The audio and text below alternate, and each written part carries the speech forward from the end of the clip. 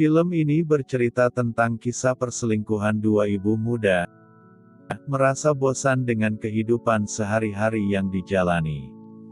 Akhirnya para ibu ini mencari hiburan di situs kencan online sampai terjalinlah hubungan terlarang.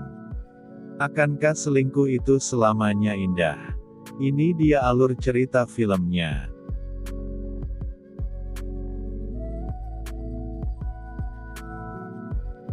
Di awal cerita seorang ibu muda yang terlihat bahagia sedang menari bersama dengan teman-temannya. Dia bernama Deo. Deo adalah seorang ibu rumah tangga yang bersifat berani juga ceria, meski begitu ia tak pandai melakukan pekerjaan rumah.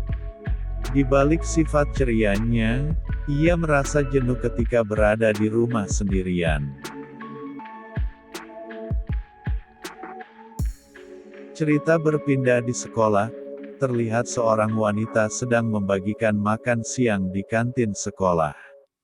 Selepas itu, ia pergi membeli ikan, namun di tengah perjalanan ada pesepeda yang menyenggolnya hingga ikan itu pun terjatuh. Agar ikannya tidak mati, ia pun berlari secepat mungkin ke rumahnya sambil membawa ikan itu dalam genggaman tangannya.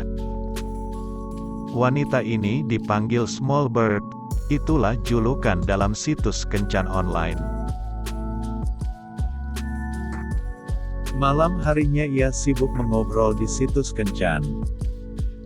Selama beberapa bulan ia setiap malam chatting dengan seorang pria tampan.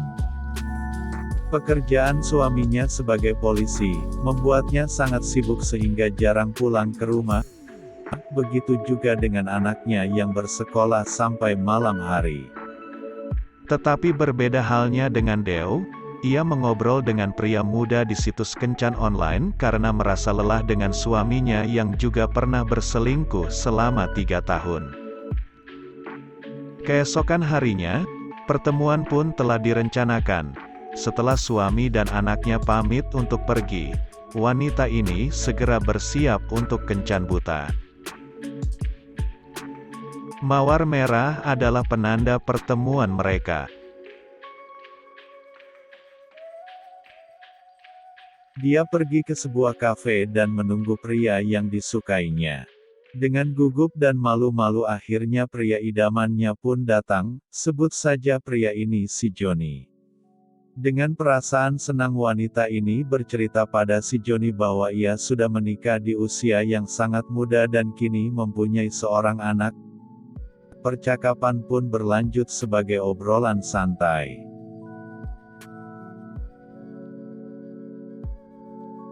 Di tempat yang berbeda, Deo pun berencana untuk ketemuan dengan pria muda yang ternyata seorang mahasiswa.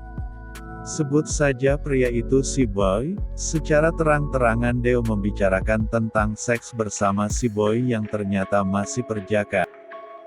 Deo menggoda si Boy sampai memintanya untuk menunjukkan kepunyaannya saat itu juga. Obrolan pun berlanjut di mobil tante. Deo merasa tertarik dengan si Boy penyuka ibu rumah tangga ini alias tante-tante.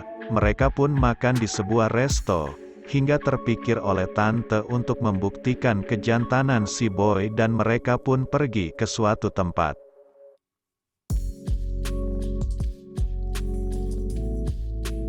Berbeda dengan kencan malu-malu ala si Small Bird, sangat membosankan, dan tampak kaku satu sama lain, sampai si Joni membawanya ke suatu tempat yang jauh dari keramaian agar tak ada orang yang mengenal mereka. Ternyata mereka pergi ke hotel. Di sana si Joni mencoba merayu, namun perasaan gugup tante pemalu ini berulang kali menggagalkan niat nakal si Joni. Jelas si Joni sudah tidak tahan ingin mencoba serabi lempit tante. Namun tante pemalu ini beralasan harus pakai pengaman, akhirnya si Joni pun pergi untuk membeli. Di sisi lain, Tante Deo juga pergi ke hotel ini. Di kamar Deo menertawakan sikap gugup pria perjaka ini. Karena kurang pengalaman, Si boy yang tak tahan ingin serabi lempit tante, tetapi tante geli-geli aja sehingga tak tahan untuk tertawa.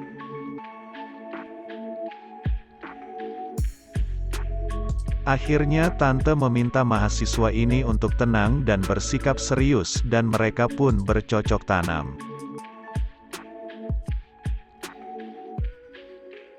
Berpindah di kamar lain, setelah membeli pengaman, si Joni yang sedari tadi sudah tidak tahan ingin melakukan pembuahan segera. Namun dengan berbagai cara, tante pemalu ini terus menghindar, dan kali ini tante meminta Joni untuk membelikan ia minuman.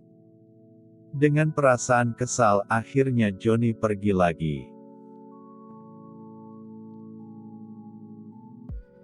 Seketika tante pemalu mendengar suara mendesah di kamar sebelah. Itu suara di kamar Deo. Ternyata Deo yang berteriak, pelan-pelan. Tante Deo dan si boy sedang melakukan pembuahan dengan semangat membara. Setelah membeli minuman, Joni mencoba peruntungannya kembali. Namun tetap gagal. Kali ini si tante mabuk berat dan berkata bahwa sebenarnya dia tidak ingin melakukannya dan hanya ingin mengobrol saja. Si Joni pun bete, dan tante pergi keluar meninggalkan si Joni. Di kamar lain, tante Deo yang merasa sangat puas. Tak lama kemudian mereka pun bersiap untuk pulang. Di parkiran, tante Deo melihat tante pemalu yang sedang mabuk.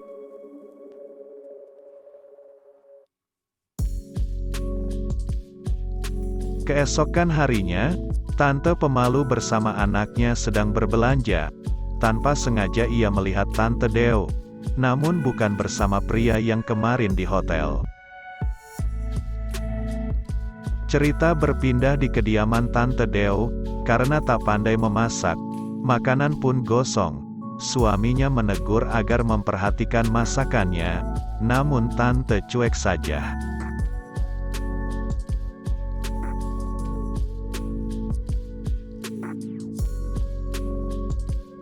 Perselingkuhan kedua wanita ini terus berlanjut. Mereka lebih sering ke hotel bersama selingkuhan masing-masing.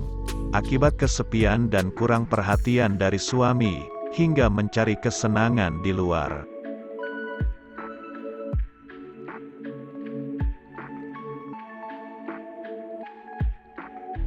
Suatu hari, tante pemalu pergi ke hotel sendirian dan menunggu selingkuhannya. Dia terkejut ketika melihat beberapa mobil yang datang. Ternyata itu suaminya. Tante panik dan berusaha untuk bersembunyi. Tanpa diduga, itu suami tante Deo yang membawa beberapa orang polisi untuk menangkap basah istrinya yang berselingkuh.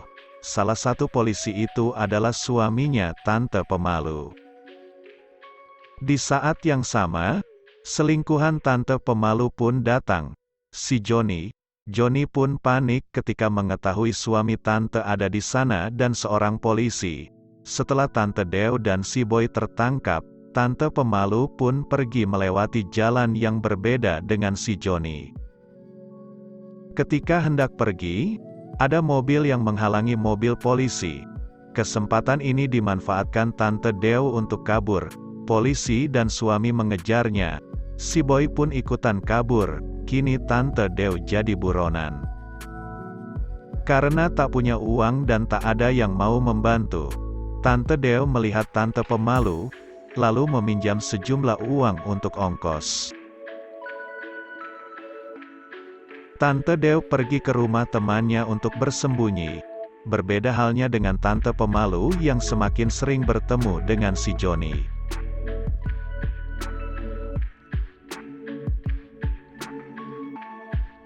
Semakin hari sikap si Joni semakin berubah. Dia selalu menghindar dari tante pemalu. Bahkan si Joni mencampakkan tante pemalu yang sudah jatuh cinta padanya. Tante Deo mengembalikan uang yang dipinjamnya dari tante pemalu. Ternyata di sana juga ada si Joni yang sedang janjian dengan seorang wanita. Akhirnya tante pemalu tahu kenapa dia diputuskan. Akhirnya mereka pun pergi. Di suatu tempat Tante Deo menunggu seseorang.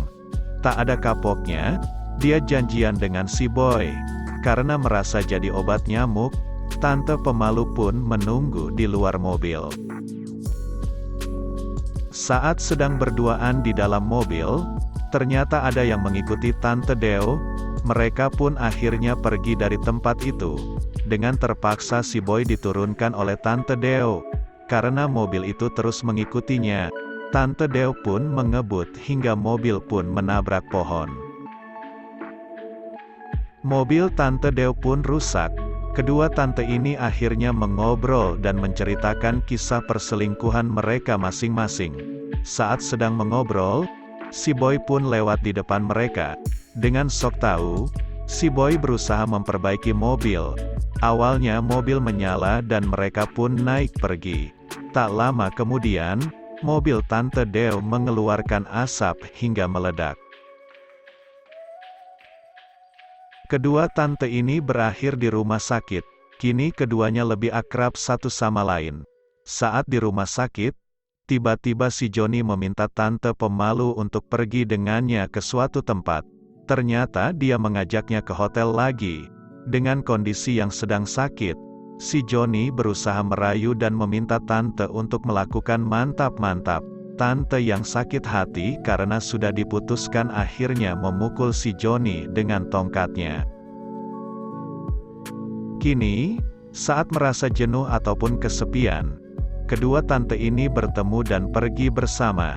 Tidak ada lagi laki-laki selingkuhan. Si Boy pergi wajib militer. Si Joni sudah ditinggalkan. Film pun selesai. Kedua tante ini berteman.